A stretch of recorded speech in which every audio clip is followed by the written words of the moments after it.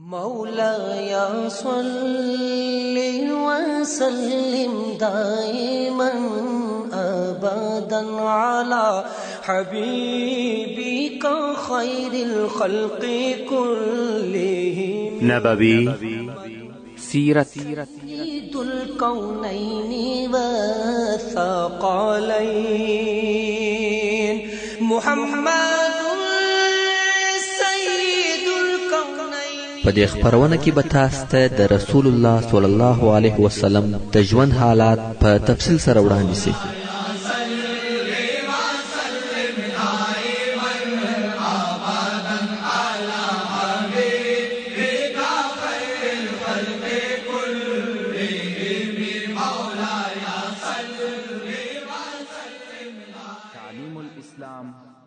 أعوذ بالله من الشيطان الرجيم. بسم الله الرحمن الرحيم. إن الحمد لله نحمده ونستعينه ونستغفره ونعوذ بالله من شرور أنفسنا وسيئات أعمالنا من يهده الله فلا مضل له ومن يضلل فلا هادي له وأشهد أن لا إله إلا الله وحده لا شريك له وأشهد أن محمدا عبده ورسوله صلى الله عليه وآله وأصحابه وسلم تسليما كثيرا. أما بعد، محترم ورونو، مج د منافق عبد الله ابن أبي ابن سلول د مرګ حالات بیانول چې دای مرسو او رسول الله صلی الله علیه و آله وسلم د جنازې المنز پر ادا کاوه، خو حضرت عمر رضی الله تعالی عنہ د دغه المانزه د ادا کولو مخالف و، تر داسې اندازې چې رسول الله صلی الله علیه و آله وسلم یې راکش کړ چې المنز مه پر کوه. خو رسول الله صلی الله علیه و آله وسلم د دغه مخالفت سره المنز پر ادا کړ چې شاید الله جل جلاله یې وبخشي. دا د رئیس المنافقین عبد الله ابن ابي سره د رسول الله صلی الله علیه و آله وسلم رحمت او مهرباني و. دا هغه منافق دی چې پر قسم قسم آزارو سربېره د رسول الله صلی الله علیه و آله وسلم په ناموس کې هم خبرې کړې وې، خو بیا هم رسول الله صلی الله علیه و آله وسلم د هغه رحمت او مهرباني پر اساس چې الله جل جلاله په د علیه الصلاة والسلام کې ایښی او دی علیه الصلاة والسلام یې په غوړه کړی وو، پر دغه منافق د جنازې المنز ادا کړ او عبد الله ابن ابي شخ کړسو. د تر شخېدو وروسته د الله جل جلاله د طرفه آیاتونه نازل شو چې په هغو کې د حضرت عمر رضی الله تعالی عنہ د رأی او نظر تائید موجود و. الله جل جلاله د سورة التوبه په 4 نمبر آیات کې فرمایي: ولا تصلي على احد منهم مات ابدا ولا تقم على قبره انهم كفروا بالله ورسوله وماتوا وهم فاسقون. او د جنازې المنز پر هیڅ یو دغه منافقانو چې مرسي مکوه او هیڅ کله د پر قبر د دعا او استغفار د پاره یا د شخولو د اهتمام د پاره مدرېږه. بشکه چې دغه منافقان پر الله جل جلاله کافران سوي دي چې شریک ورته نیولې دي، او پر رسول الله صلی الله علیه و آله وسلم کافران سوي دي چې د زړه د اخلاص یې نه مني، او په داسې حال کې مړه سوه چې دوی فاسقان و. دا د حضرت عمر فاروق رضی الله تعالی عنہ د موقف تائید او تاکید و. مگر حضرت عمر رضی الله تعالی عنہ وایي دا ټول کارونه پیښ سوه، زه په تعجب کې نسوم. زما ډیر تعجب و دغه ځای ته و چې ما څونه جرأت وکړي چې رسول الله صلی الله علیه و آله وسلم دی راکش کم چې المنځ ما پر کوه. زه څنګه دونه دلاوره او د جرأت خاوند سوم چې رسول الله صلی الله علیه و آله وسلم را کشوم. د رسول الله صلی الله علیه و آله وسلم په مقابل کې دغه جرأت ما ته ډیر عجب ښکاره کېدی، خو لکه چې د الله جل جلاله اراده و چې داسې وسی. د رسول الله صلی الله علیه و آله وسلم د لور ام کلثوم رضی الله تعالی عنها وفات. ورونو دا خو تاسو ته معلومه ده چې رسول الله صلی الله علیه و آله وسلم څلور لونې درلودې، چې اوله او تر ټولو مشره لور یې زینب رضی الله تعالی عنها و چې د ابو العاص رضی الله تعالی عنه په نکاح کې و، او قصه مخکې درته بیان شوې ده.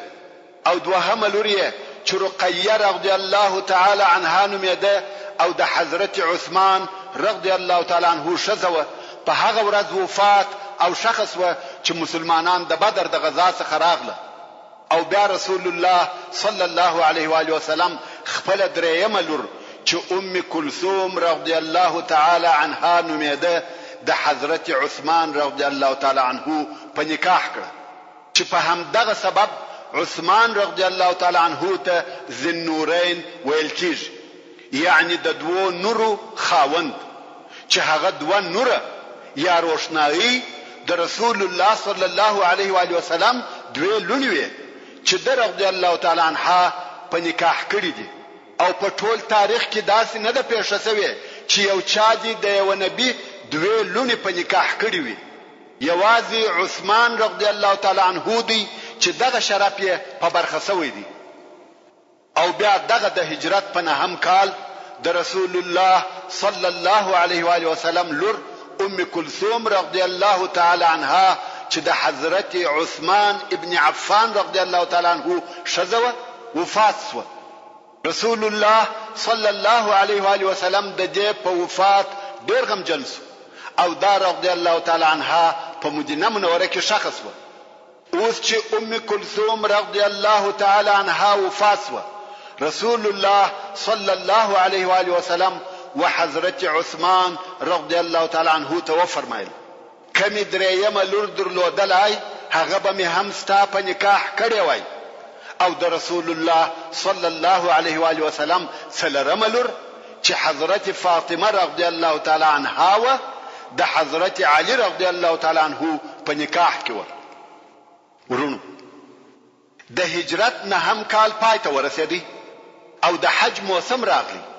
رسول الله صلی الله علیه و آله وسلم دا اراده درلوده چې حج وکړي، خو بیا یې وفرمایل وحج ته مشرکان هم را حاضریږي او په لس بدن طواف کوي، نو دا زما نه ده خوښه چې په دغه حالت کې حج وکم. نو یې دغه کال د حج لپاره ابو بکر صدیق رضی الله تعالی عنه ولېږي چې د حج امیر هم دی رضی الله تعالی عنه. امام بخاری د ابو هريره رضی الله تعالی عنه څخه روایت کوي چې رسول الله صلی الله علیه و آله وسلم ابو بکر صدیق رضی الله تعالی عنه وهغه حج ته ولېږي چې تر حجة الوداع د مخه او دی رضی الله تعالی عنه یې دغه حج امیر مقرره کړ. او ول په خلقو کې به دا اعلان هم وکړي چې پس له 60 کال څخه دی بیا مشرکان حج ته ناراضي او پر بیت الله به هم څوک لڅ طواف نه کوي. ابو بکر صدیق رضی الله تعالی عنه د نور مسلمانانو په ملګرتیا حج ته رهیسو. په دغه کال د مسلمان حاجانو شمیر ډیر زیات نو.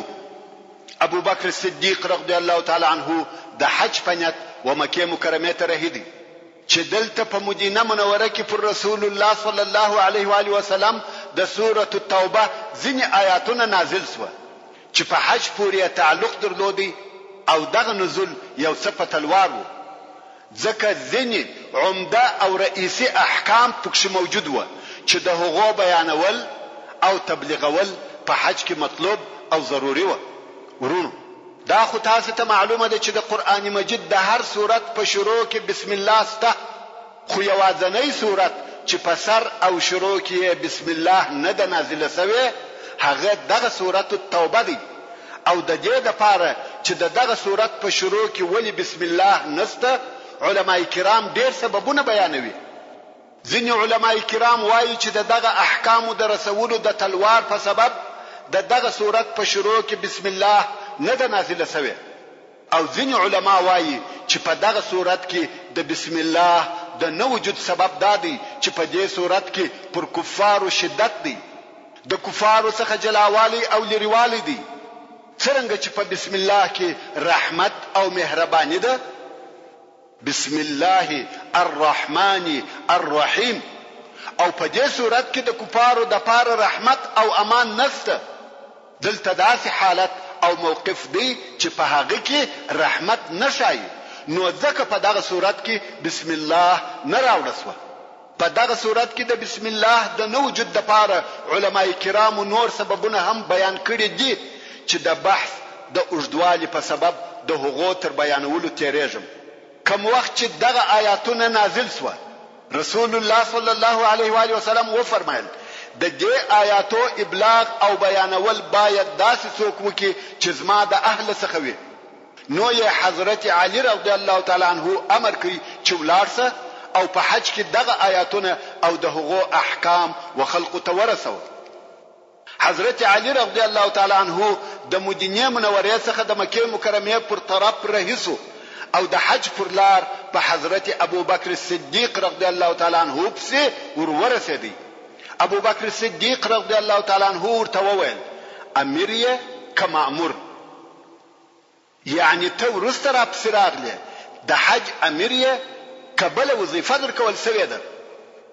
حضرت علی رضی الله تعالی عنہ ویل یا مامور یم، زما سره یو څه آیاتونه او احکام را سره دي، هغه باید په حج کې تر خلقو پورې ورسوم. نو هر وخت چې به خلق سره یو ځای سوه، ابو بکر صدیق رضی الله تعالی عنہ به حضرت علی رضی الله تعالی عنہ امر کوي چې د هغه آیاتو تبلیغ وکړي، تر خلقو یې ورسوه.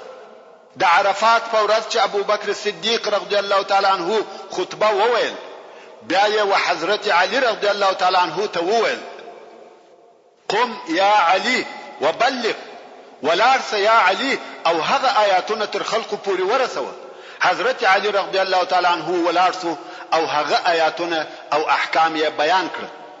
حضرت علی رضی الله تعالی عنہ وایي خبر سوم چې دغه احکام تر ځینو خلقو پورې نه دي رسیدلي، ځکه ځینې داسې خلق و چې د عرفات خطبې ته نه و حاضر سوي. نو به زه د خلقو په مابین کې ګرځېدم او هغه آیاتونه به مې په لوړ آواز ویل تر څو چې آواز مې ودرېدی. د محمد ابن کعب القرظی رضی الله تعالی عنہ او نور صحابه کرامو څخه روایت دی چې رسول الله صلی الله علیه و آله وسلم ابو بکر صدیق رضی الله تعالی عنہ د هجرت د نهم کال د حج امیر وټاکی، او تر هغه وروسته یې علي ابن ابي طالب رضی الله تعالی عنہ د سوره التوبه د 10 یا 30 آیاتو سره پسې ورولېږي چې خلق ته بیانول او رسول، چې په هغه آیاتو کې مشرکانو ته 4 میاشتې وخت او مهلت وو چې په مځکه کې په اطمینان سره ګرځېدلای شي، چې هغه 4 میاشتې د عرفات د ورځې څخه شروع کېده او د ربيع الاخر پر لسمه پای ته رسیدې. نو علي رضی الله تعالی عنہ دغه آیاتونه وخلق ته د دوی په خیمو کې تلاوتول او رسول. دا به هم ورته ویل چې تر 60 کال وروسته به مشرکان حج ته ناراضي او نه به پر کعبه شریفه لڅ طواف کیږي. هغه آیاتونه چې حضرت علی رضی الله تعالی عنہ وخلق ته رسول هغه د سوره التوبه اولنی آیاتونه و چې الله جل جلاله فرمایي براءة من الله ورسوله إلى الذين عاهدتم من المشركين. دا وهغه مشرکانو ته چې د اسلام په مځکه کې اوسېده اعلان او خبرتیا ده چې کوم عهدونه چې زموږ او ستاسو په مابین کې و هغه پای ته ورسېده، یعنی مسلمانانو چې د کفارو سره کوم صلح درلوده دا د هغې صلح انتها او آخري ده. ورونو کفار یا مشرکین پر دوه قسمه و، یو داسې کفار و چې مسلمانانو د هغو سره د صلح عهد او وعده درلوده، او یو بیا هغه کفار و چې د دوی او مسلمانانو په مابین کې هیڅ قسم عهد او عقد نو موجود. هغه اوله ډله چې مسلمانانو د هغو سره د صلح عهد او عقد درلودي هغه هم پر دوه قسمه و. اول قسم هغه کفار و چې د مسلمانانو او د دوی تر مابین د صلح د پاره یو معین وخت اشول سوی وو. دوهم قسم هغه کفار و چې د هغو سره صلح موجوده و خو دغه صلح معین وخت نه درلودي. نو هغه کفار چې اصلا صلح نه و ورسره موجوده او هغه کفار چې صلح ورسره موجوده و خو وخت یې نو تعین سوی، د کفارو و دغه دوه ډلو ته 4 میاشتې وخت ورکول سو. پس له دغه 4 میاشتې که د دوی څخه هر مشرک په جزیره العرب کې پیدا او ونیول سو هغه وژل کیږي، او هر هغه څوک چې د مسلمانانو سره تر معین وخت پورې عهد او اتفاق لري د هغو موده د عهد تر آخري وخت پورې ده، په دې شرط چې دوی د هغه خپل معاهده څخه هیڅ مخالفت ونه کړي. او که د جزیره العرب د باندې څخه یو څوک دلته راسي چې اسلام او احکام یې واوري هغه لره امان دی راځي، خو چې اسلام یې واوري او مسلمان نسو نور به د جزیره العرب څخه وځي هغه لره هم امان نشته. نو الله جل جلاله فرمایي براءة من الله ورسوله إلى الذين عاهدتم من المشركين، يعني د طرف څخه د الله جل جلاله او د طرف څخه د رسول الله صلى الله عليه وآله وسلم بیزاری ده هغه کسانو ته چې مشرکان دي او تاسې عهد ورسره کړی دي. فسيحوا في الأرض 4 أشهر واعلموا أنكم غير معجز الله وأن الله مخزي الكافرين. نو ګرځي تاسې په دغه مځکه کې 4 میاشتې او ای مشرکانو تاسې پوسئ چې هیڅ کله تاسې الله جل جلاله نسي عاجز کولای، او پوسئ چې الله جل جلاله د کافرانو رسوا کوونکی دی. وأذان من الله ورسوله إلى الناس يوم الحج الأكبر أن الله بريء من المشركين ورسوله فإن تبتم فهو خير لكم وإن توليتم فاعلموا أنكم غير معجز الله وبشر الذين كفروا بعذاب أليم. او خبرول او رول د الله او رسول الله د طرفه دي و ټول خلقته د دغه لوی حج په ورځ چې الله او رسول الله د مشرکانو څخه بیزار دي. نو که تاسې د شرک څخه توبه وکړه دا ستاسې د پاره خیر دی، او کوم د اسلام او توبې څخه مخ واړاوه نو پوسئ چې تاسې الله جل جلاله نسي عاجز کولای. او هغه کسانو ته چې کافران سوي دي د آخرت په سخت او دردناک عذاب سره زیری ورکړه. إلا الذين عاهدتم من المشركين ثم لم ينقصوكم شيئا ولم يظاهروا عليكم أحدا فأتموا إليهم عهدهم إلى مدتهم إن الله يحب المتقين. مگر د مشرکانو څخه هغه کسان چې د هغو سره تاسې عهد کړی دی بیا هغو تاسې سره د دغه عهد په پوره کولو کې هیڅ مخالفت او کوتاهی نه ده کړې او د هیچا سره تاسې په مقابل کې کومک نه دی کړی، یعنی پر خپلو ټولو وعدو ثابت او قائم ولاړ دي، نو د دغه مشرکانو سره دغه د دوی عهد تر هغه خپل مودې پورې پوره کړي. بشکه چې الله متقین خوشوي.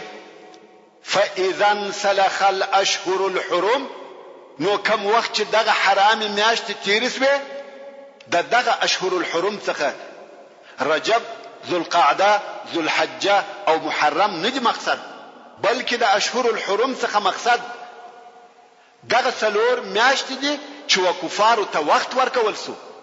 نو کم وخت چې دغه اشهر الحرم تیر شوه یا مسلمانان سي یا د جزيره العرب څخه ووزي، الله جل جلاله و مسلمانانو ته فرمایي کم وخت چې دغه 4 میاشتې پای ته ورسیږي فاقتلوا المشركين حيث وجدتموهم وخذوهم واحصروهم واقعدوا لهم كل مرصد فإن تابوا وأقاموا الصلاة وآتوا الزكاة فخلوا سبيلهم إن الله غفور رحيم.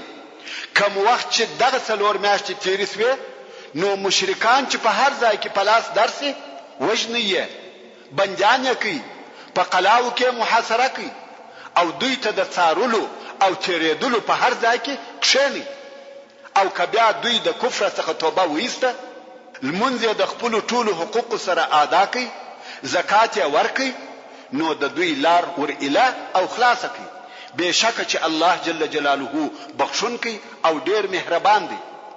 دغه مبارکو آیاتو د کفارو سره د ژوند کولو او معاملې مسائل شرح کړه او په نورو وروستنیو آیاتو کې د دغسې مسائلو پوره تفصیل شته.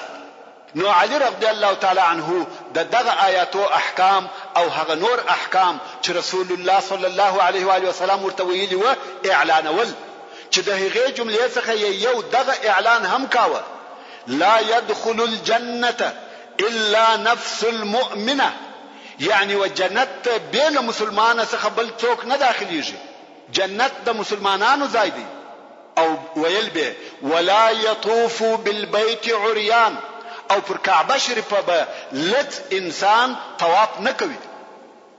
موږ مخکې درته ویلي و چې د بیت الله الحرام حج او عمره د هغو کارو څخه و چې عربو ته د ابراهیم علیه السلام د دین څخه په میراث ورپاتې سوي و او دغه شی تر اوسه پورې ساتلی و مګر په حج او عمره کې هم د جاهلیت ډېر خیرن او باطل شیان ګډ کړي و تر داسې اندازې چې دغه حج او عمره په عوض د دې چې د توحید پر عقیده یو عبادت وي د شرک د اعمالو څخه یو عمل و.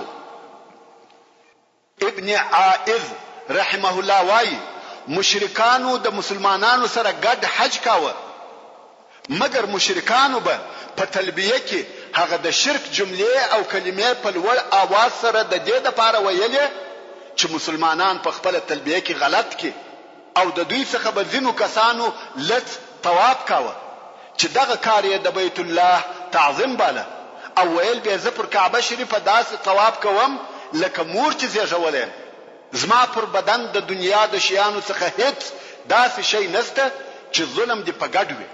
نو یوازې په مکه مکرمه کې نه بلکې په ټولو عربو کې د عورت لڅوالی عادي او معمولی کار و حتی طواف یې هم لڅ کاوه.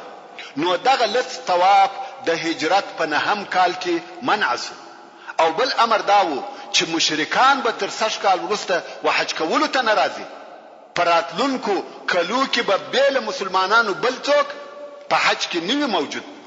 نو دغه د هجرت د 9 کال حج هغه آخري حج وو چې مشرکان ورته راغلي وو او پراتلونکو کال کې چې د هجرت لسم کال وو رسول الله صلی الله علیه و آله وسلم په خپل حج وکړي چې په هغه حج کې هیڅ مشرک او کافر نو موجود. اوس نو د مسلمانانو ګوښه کېدل او جلا کېدل یوازې د منافقانو څخه نه و بلکې د کفارو او مشرکانو څخه هم جلا او مستقل شو. دغه د هجرت 9 کال وو چې د تبوک غزا پکښې و او دغه هم د حج حالات و. ورونو هغه ډلې چې رسول الله صلی الله علیه و آله وسلم ته د خپل قبیلو د طرفه د اسلام راوړلو د پاره راغلي دي او د سیرت په کتابو کې ذکر شوی دي تر 80 ډلو زیات دي. نو زه نسم کولای چې د هغو ټولو ډلو حالات درته را نقل کم او د هغو ټولو په بیانولو کې کومه خاصه فائدہ هم نشته. نو زه به فقط د هغه ډلو حالات په اجمالی ډول سره درته بیان کم چې هغه تاریخي اهمیت لري یا د هغو ډلو په ملاقات کې کوم عبرت موجود وي خو ویونکي او اوریدونکي تجداور معلومه وي چې په صورت عموم د ډیرو قبیلو ډلې د مکه مکرمه تر فتح ورسته راغلي دي خو هلته ځینې داسې قبیلې هم شته چې ډلې د مکه مکرمه تر فتح د مخ راغلي دي. خیر اوس به د ډلو په تفصیلی بیان سره شروع وکم. یو د هغه مهمو ډلو څخه چې مدینه منورې ته د مسلمانېدو د پاره راغلي دي د بنو تمیم ډله ده. بنو تمیم د عربي قبایلو څخه یو لو او قوي قبیله و. دغه قبیله ډله د عطارد ابن حاجب، اقرع ابن حابس، زبرقان ابن بدر او داس نور نفرو په مشرۍ و مدینه منورې ته د ماپښین په وخت کې راورسېده او د رسول الله صلی الله علیه و آله وسلم وکور ته ورغله. ناره وهي یا محمد اخرج لنا، یا محمد صلی الله علیه و آله وسلم مشترا ووزه. صحرایی عرب دي د کور مخته ولاړ دي، ناره وهي. رسول الله صلی الله علیه و آله وسلم په تعجب کې سو چې څه پېښه ده. ټکنده غرمه او د عربستان شدیده ګرمي ده. په دغه وخت کې خلق په کورو کې آرام او راحت کوي. دوی ولاړ دي، ناره وهي. رسول الله صلی الله علیه و آله وسلم د کور څخه راووتی، ویل څه پېښه ده؟ څه وایاست؟ د چی شي د پاره راغلی یاست؟ دوی ویل غواړو چې ممادحه در سره وکړو. ممادحه یعنی مدح او تعریف. په هغه وخت کې د عربو دا عادت وو چې دوی قبیله به سره مخامخ سوي یا به سره کښېنسته، نو به هرې قبیله د خپل ځان اوصاف بیانول. هرې قبیله چې به ډېر اوصاف درلوده هغه به تر هغه بلې لوړه او د احترام خاونده وه او دغه اوصاف د بیانولو د پاره یې خاص خلق درلوده. هغه څوک چې په خبرو به خپل اوصاف بیانول هغه ته خطیب ویل کېده او هغه څوک چې په شعر به د خپل قبیله اوصاف بیانول هغه دغه قبیله شاعر وو. نو هرې قبیله به د ځان د پاره خطیب او شاعر هم درلودي. اوس دغه د بنو تمیم د قبیله مشران د خپل خطیب او شاعر سره راغلي دي، غواړي چې د رسول الله صلی الله علیه و آله وسلم سره داسې بیان وکړي چې تاسو د فخر شیان ډیر لري که موږ. نو ویل غواړو چې ممادحه در سره وکړو چې تاسو مسلمانان د فخر شیان ډیر لري که موږ. مګر دوی په سره غرمه ورسول الله صلی الله علیه و آله وسلم ته دغه موضوع د پاره راغلي دي. اصلا په جاهلیت کې د عربو ژوند دغه څه د اخلاق څخه لري وو. نه اخلاق پیژندل او نه مراعاتول دغه د دوی ژوند وو. نو دغه خلق دغه خپل ژوند سره موافق پر دغه طریقه راغله. رسول الله صلی الله علیه و آله وسلم چې کریم او حلیم وو، هیڅ نور ته وویل. د دوی پر طبيعت ور سره ولاړی او ویل شد. په مسجد کې نور مسلمانان هم سره راټول شو. بنو تمیم چې خپل خطیب او شاعر ور سره دي کښېنستل. رسول الله صلی الله علیه و آله وسلم هم د خپل طرف خطیب او شاعر راوغشتل. د بنو تمیم خطیب عطارد ابن حاجب ولاړ او په بیانیه شروع وکړه. خو ټول بیان یې د بنو تمیم په مدح او صفت کې وو. رسول الله صلی الله علیه و آله وسلم وفرمایل یا ثابت ابن قیس ولاړ. ثابت ابن قیس رضی الله تعالی عنہ د مسلمانانو خطیب وو. ثابت ابن قیس رضی الله تعالی عنہ ولاړ او په خبرو شروع وکړه. د اسلام او الهي دعوت خبرې وکړه او بیا یې وویل کم فخر به تر دې لوی او لوړ وي چې رسول الله صلی الله علیه و آله وسلم په موږ کې دی. بل فخر به چی شي او چیرې وي زموږ مسلمانانو څخه چې هر څوک مړ شي و جنت ته ځي. کم فخر به د اسلام تر فخر لوړ وي. موږ پر یو الله ایمان لرو. هو تاسو په خپل قوم او نسب فخر کوي، مګر زموږ فخر په آخرت دی، زموږ فخر په جنت دی، زموږ فخر پر رسول الله صلی الله علیه و آله وسلم دی. د بنو تمیم مشران وویل ستاسو خطیب زموږ تر خطیب شه او بهتر دی. بیا د بنو تمیم شاعر زبرقان ولاړ. داسې شعرونه او بیتونه وویل چې ټول د بنو تمیم په مدح او صفت کې و. رسول الله صلی الله علیه و آله وسلم وحسان ابن ثابت رضی الله تعالی عنہ تقول قم یا حسان. حسان رضی الله تعالی عنہ خو پیژني د رسول الله صلی الله علیه و آله وسلم د حضور او د مسلمانانو لوی شاعر. حسان رضی الله تعالی عنہ ولاړ او هغه د زبرقان پر وزن او قافیه اشعار وویل. فوراً په هغه مجلس کې پر هغه وزن بیتونه او اشعار هم ټوله د رسول الله صلی الله علیه و آله وسلم مهاجرینو او انصارو په مدح او صفت کې و. د جنت او آخرت بیان پکښې و. د بنو تمیم ډلې بیا وویل ستاسې شاعر زموږ تر شاعر ښه او بهتر دی، او دغه ډله و اسلام ته داخل شو. رسول الله صلی الله علیه و آله وسلم هم هدیه او تحفه ورکړه. ورونو په سورة الحجرات کې دغه مبارک آیاتونه دغه ډلې د اخلاق په باره کې نازل شوي دي چې په هغه کې ټول مسلمانانو ته د رسول الله صلی الله علیه و آله وسلم سره د گزارې او معاملې لارښوونه ده. الله جل جلاله فرمایي یا ایها الذین آمنوا لا تقدموا بين يدي الله ورسوله واتقوا الله ان الله سميع عليم. یعنی هغه کسانو چې ایمان مراوړی دي خپل مفکورې او نظریې د الله جل جلاله او رسول الله صلی الله علیه و آله وسلم د اوامرو تر صادرېدو د مخه موړاندې کوي، بلکې د هغو د اوامرو انتظار باسي او د الله جل جلاله څخه وبېرېږي. بېشکه چې الله جل جلاله ښه اورېدونکی او په هر څه خبر دی. د دې آیات شریف څخه مقصد دا دی چې په هر موضوع او هر معامله کې باید د الله جل جلاله او رسول الله صلی الله علیه و آله وسلم اطاعت وسی. انساني فکر، رایه او قانون کم او ناقص دی، په سل کې سل نتیجه ناکامي او بربادي ده.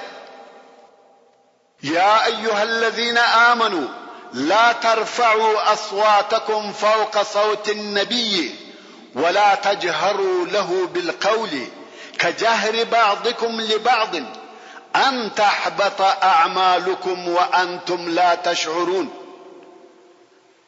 یعنی هغه کسانو چې ایمان مراوړی دي خپل آوازونه د نبی صلی الله علیه و آله وسلم تر آواز ملوړوي او په لوړ آواز خبرې مورته کوي، لکه ځینې ستاسې چې د ځینو نورو سره په لوړ آواز خبرې کوي.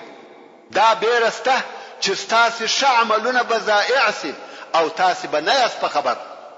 ان الذين يغضون اصواتهم عند رسول الله اولئك الذين امتحن الله قلوبهم للتقوى لهم مغفرة واجر عظيم. یعنی هر هغه کسان چې خپل آوازونه د رسول الله صلی الله علیه و آله وسلم په حضور کې کښته کوي، په کښته آواز سره خبرې کوي، دا هغه کسان دي چې الله جل جلاله د دوی زړونه د پرهیزګارۍ او د الله جل جلاله د بیرې دپاره آماده کړي دي. یعنی خپل الهي توفیق د دوی سره ملګری کړی دي. دغه کسانو لره مغفرت، بخښنه او لوی ثواب دي. ورونو په اسلام کې لوی شعائر څلور شیان دي: قرآن مجید، رسول الله صلی الله علیه و آله وسلم، کعبه شریفه او المنز. نو تر هر څه د مخه دا لازم دي چې دغه څلورو شیانو عزت او احترام وساتل سي. ان الذين ينادونك من وراء الحجرات اکثرهم لا يعقلون. هر هغه کسان چې د کور د باندې د طرفه څخه تا ته نارې دروهي اکثره د دوی عقل نه لري. چې دا هغه د بنو تمیم ډله وه. ولو انهم صبروا حتى تخرج اليهم لكان خيرا لهم والله غفور رحيم. کچیر دوی تر هغو پورې صبر کړی وای تر څو چې ته ورته راوتلای، دغه به د دوی دپاره خیر او بهتر وای.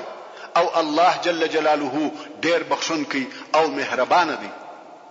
دا هغه آیاتونه و چې د بنو تمیم د ډلې په باره کې نازل شوه او د ټوله امت دپاره درس او لارښوونه ده. او بیا یوه بله داسې ډله راغله چې د هغو د راتګ هیڅ امید نه و، چې هغه د بني عامر ډله وه چې د دغه ډلې مشر عامر ابن طفیل او اربد ابن قیس وه.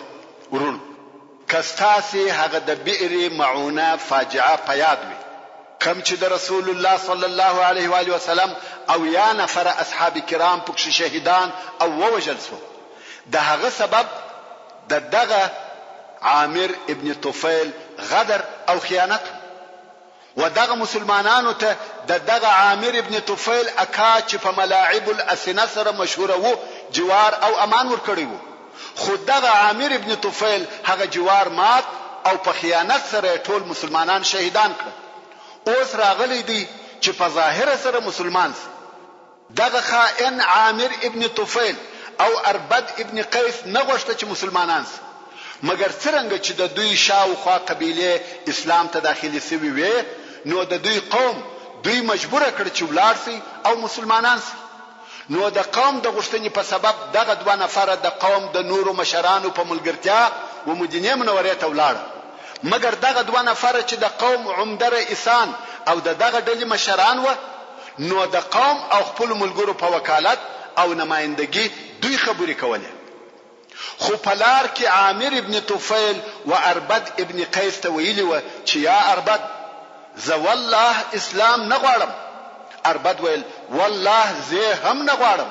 عامر ورته وویل واوره، زه به محمد صلی الله علیه و آله وسلم په خبرو مشغوله کم وخت چې دی ولیدي چې دی زما سره په خبرو مشغوله دی او تا ته فکر نشته، نو ته د توري واري پر وکړه. دغه دوه نفرو په لار کې د رسول الله صلی الله علیه و آله وسلم پر وجلو اتفاق سره وکړي. او دغه ډلې چې براتلې نه خلع صلاح کېده، یعنی اسلحه نه ځنې اخیستل کېده، ځکه هغه هم د قبیلو او قومو مشران و. دا اجازه ورکول کېده چې د خپل اسلحه سره د رسول الله صلی الله علیه و آله وسلم سره کښیني او ملاقات ورسره وکړي. صحابه کرام به هم موجود او د رسول الله صلی الله علیه و آله وسلم پر شاوخوا به حاضر و. نو دغه دوه نفر راغله او اوس امید دی چې رسول الله صلی الله علیه و آله وسلم به د دوی سره تنها سي او دوی به هغه خپل خائنانه نقشه عملي کړي. خیر، دغه ډله د رسول الله صلی الله علیه و آله وسلم سره په مسجد کې کښېنسته. عامر ابن طفیل چې د قوم او ډلې رئیس دی په خبرو شروع وکړه او ویل یا محمد صلی الله علیه و آله وسلم، خالنی، یعنی زما سره یوازې سه، زه غواړم چې په تنهایی کې خبرې در سره وکم. رسول الله صلی الله علیه و آله وسلم وفرمایل یا والله، ترڅو چې تا پر الله جل جلاله ایمان نوی راوړي او دا شاهدی ادا نکې چې الله یو دی او هغه لره هیڅ شریک نشته، در سره تنها بسم. عامر بیا وویل یا محمد خالنی، زما سره یوازې او تنها کښېنه، زه خبرې در سره کوم. رسول الله صلی الله علیه و آله وسلم بیا وفرمایل لا والله حتى تؤمن بالله وحده لا شريك له. دغه خائن عامر ابن طفیل په دې سبب خبري اوږدوي چې اربد د توري واري وکي، مګر اربد چې تور ورڅخه د حرکت نه کوي. که هم عامر ابن طفیل به رسول الله صلی الله علیه و آله وسلم په خبرو مشغوله کی او په دغه وخت کې اربد د مسجد په بل طرف کې ناشتي، کولای شي چې پر رسول الله صلی الله علیه و آله وسلم د توري واري وکي، خو آرام ناشتي، هیڅ حرکت نه کوي. عامر ابن طفیل په احمقانه او بے معنا خبرو شروع دي. وای یا محمد صلی الله علیه و آله وسلم، په والله کزما پر رای نه را سره ولاړې، زب مدینه په لشکر او آسانو ډککم، یعنی ستاد جنگ د پاره براسم. رسول الله صلی الله علیه و آله وسلم جواب نور کوي. په بخاری شریف کې حدیث دی چې عامر ابن طفیل ورسول الله صلی الله علیه و آله وسلم ته ورغلی او ورته ویل په درو شیانو کې وتا ته اختیار درکوم، هر یو چې دی خوښ وي هغه عملی کړه. یو دا چې د دشتو خلق استا او د غرو خلق اسما، یعنی شاری خلق استا او دغه کوچی د قبیلو خلق اسما. کدا نوی نو می د ځان خلیفہ وګرځوه، یعنی تر تا ورسته به حکم زماوي. کدا هم نوی نو درېمه خبره داده چې د غطفان لشکري به په زرو ابلقو اسانو او زرو ابلقو ماجانو کې در باندې راولم. عامر دغه خبرې کوي او په دې انتظار دی چې ملګری یې د توري واري وکړي، مګر هغه آرام ناست دی. عامر بیا وویل یا محمد خالنی.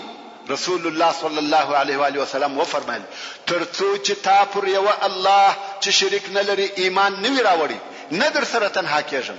عامر ویل والله زر اشقر او زر شقرا به در باندې راولم، یعنی زر ابلق آسان او زر ابلق ماجانی به در باندې راولم، چې دا د عامر د لشکر د سپرو شمیر او عدد وو. یعنی داسې لشکر به ستا د جنگ د پاره راولم چې ټول به پر ابلق او آسان سپاروي. عامر په دغه خبرو رسول الله صلی الله علیه و آله وسلم بیروي او مشغوله کوي، خو رسول الله صلی الله علیه و آله وسلم د خبرو جواب نور کوي. سړی بیا عقل دی او دا د خبرو طریقه نه ده، نو ځکه رسول الله صلی الله علیه و آله وسلم د خبرو جواب نور کوي. آخر عامر ابن طفیل وویل والله نه مسلمانېږم، او د مسجد څخه ووتی رهیس. هغه نور ملګری ورته وویل سړی دا دې څه وکړه؟ د ویل زه نه مسلمانېږم. ورسته پلار کې عامر و اربد ته وایي والله په ټولو عربو کې تر تا قوي شجاع او دلاوره نه دی را معلوم، نو ولې دې نه وهه؟ ما به په خبرو مشغوله کی او ته به آرام ناست وې. آیا وبېرېدې؟ بې همته سوې؟ اربد ویل یا والله، مگر هر وخت چې به ما غوښته چې د تورې وارې پر وکم ته به زما او د ده په مابین کې وې. عامر ویل زه چیرې وم ته چیرې؟ سړی زما څخه ډېر لرې ناست و. اربد ویل یا والله، هر وخت چې به ما غوښته چې وې وهم ته به مې مخته راغلې. غواړې چې ته مې وهلی وای؟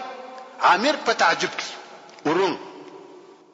د هجرت په اولو وختو کې به رسول الله صلی الله علیه و آله وسلم د ځان د پاره محافظ، پیردار او ساتونکی دراوه چې اوس باډیګارد ورته ویل کیږي. مګر کم وخت چې د الله جل جلاله دغه قول نازل سو چې فرمایي والله يعصمك من الناس، یعنی الله جل جلاله دې د خلق څخه ساتي، نو رسول الله صلی الله علیه و آله وسلم هغه پیردار یا محافظ د ځان څخه استه او لري کی.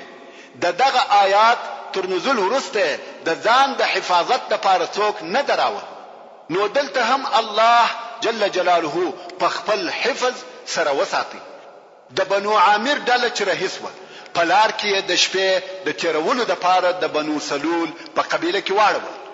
بنو سلول یو بدنامه قبیله و چې په عربو کې په غدر او خیانت سره مشهوره و، خو د دوی او بنو عامر په مابین کې تعلق او شناخت و. مګر نور ټول عربو پر بنو سلول بد ویل. اوس دغه د بنو عامر ډلې په بنو سلول کې واړول او په خپل عامر ابن طفیل د یوې ښځې په کور کې بيده سو. سهار چې راویښ سو ستونی یې پړسېدلی و، چا ویل د طاعون مرض دی او څوک وایي سرطان و، خو اصلا د الله جل جلاله اراده داسې و چې په یوه شپه یې ټول ستونی وپړسېدی او عامر پوه سو چې مرم. نو یې یوه خبره وکړه چې هغه په عربو کې متل سوه. عامر ویل اغدة كغدة البكر وموت في بيت سلولية. غده و پارسوب او مرغړی ته ویل کیږي، او بکر و کوچنی اوش یا جونګی ته ویل کیږي. دغه مرغړی په اوشانو کې یو مرض دی چې ستونی یې وپړسیږي او بیا مري. نو عامر ویل دا څونه بدبختی او ذلت دی، په عوض د دې چې په جنگ کې وژل کېدلای د اوشانو په مرض مرم او د یوې سلولي ښځې په کور کې مرم. عرب به بیا زما و کورنۍ ته پیغور ورکوي. متکبره او مغروره و. دغسې مرګ یې نه و خوښ. څو و داسې حال ته ورسېدی چې د ولاړې ولوېدی، خو بیا یې هم ویل زما آس راولي. آس راوستل سو، ویل پر آس مې سپور کړي. بیا یې ویل زما اسلحه توره او نیزه مې راکړي، هغه یې هم ورکړه. آس یوې خوا او بلې خوا ته ګرځوي، اسلحه پورته او کښته کوي، څو د آس راولوېدی. خلق ورغله چې ویې کتي دی مړ و. دغه د غادر او خاین عامر ابن طفیل ملعون مرګ و. په دغه ذلیل ډول د خپل کور څخه لري مړ شو. قوم یې دی شخ کی او رهیس و. څو بني عامر ته ورسېده، هلته ټوله قبیله ورته راټوله سوه. پوښتنې ځینې کوي چې څه مو وکړه او کومې نتیجې ته ورسېدلاست. دوی د خپل سفر حالات ورته وویل. قوم پوښتنه ځینې وکړه چې و چی شي ته دعوتولاست. اربد ابن قیس چې اوس د قوم مشر دی بې ادبي او بې حیایي وکړه. د الله جل جلاله په مقابل کې ګلاوري وکړه او ویل موږ یې خپل الٰه ته دعوت کړو که د محمد صلی الله علیه و آله وسلم الٰه زما و مختوای دغه اوس به مې په غش وشتلی او وجلی وای العیاذ بالله دا یې د الله جل جلاله سره بے ادبی او بے پروايي و بیا نو دغه اربد په داسې حال کې چې اسلام یې رد کړی دی پر خپل اوش سپور او رهیسو اوس د قوم مشر اربد ابن قیس دی چا د خبرو په جواب کې څه نه ورته وویل دی په لار کې یو لوړی ته وختي په دغه وخت کې برېښنا صاعقه چې موږ ټکه ورته وایو راولوېده اربد ابن قیس او د اوشیه د خلقو په حضور وسوځل خلق ورته ګوري چې اربد او اوشیه دواړه دغه برېښنا یا صاعقه په واسطه وسوځل شو دا د هغه جرأت او دلاوري نتیجه و چې د الله جل جلاله په مقابل کې درلوده د اربد ابن قیس په باره کې د سوره الرعد 12 او 13 نمبر آیاتونه نازل شو الله جل جلاله فرمایي هو الذي يريكم البرق خوفا وطمعا وينشئ السحاب الثقال يعني دغه الله جل جلاله هغه ذات دی چې تاسو ته برېښنا درښکاره کوي د پاره د بیرې د هغه چا چې ضرر ورسوي یا د پاره د طمع د هغه چا چې ګټه او فائدہ ورسوي محترم ورونو زموږ د بحث پاتې حسابه ان شاء الله تعالى پراتونکو کې واوري سبحان ربك رب العزة عما يصفون وسلام على المرسلين والحمد لله رب العالمين. تعلیم الاسلام رادیو ستاسو د ذهنونو روښانه کوونکی تشرب من وحي الرحمن 9.9 FM کندهار يمنحها شهدا وحفا